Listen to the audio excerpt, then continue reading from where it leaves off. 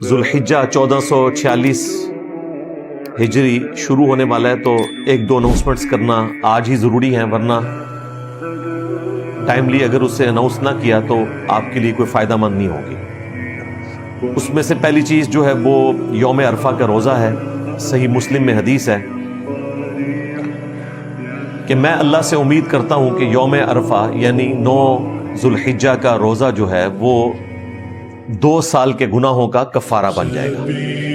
آپ علیہ السلام کی سنت تھی، یہ روزہ آپ رکھا کرتے تھے، صحابہ کرام کو بھی ترغیب دلایا کرتے تھے۔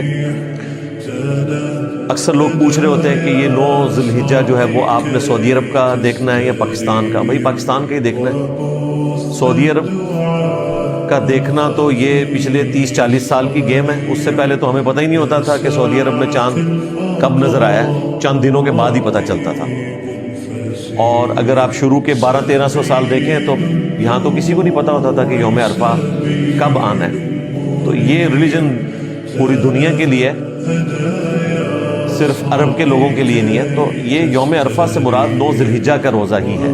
ہم نے اپنے ملک کے اعتبار سے 9 ذوالحجہ کو یہ روزہ رکھنا ہے انشاءاللہ تعالی۔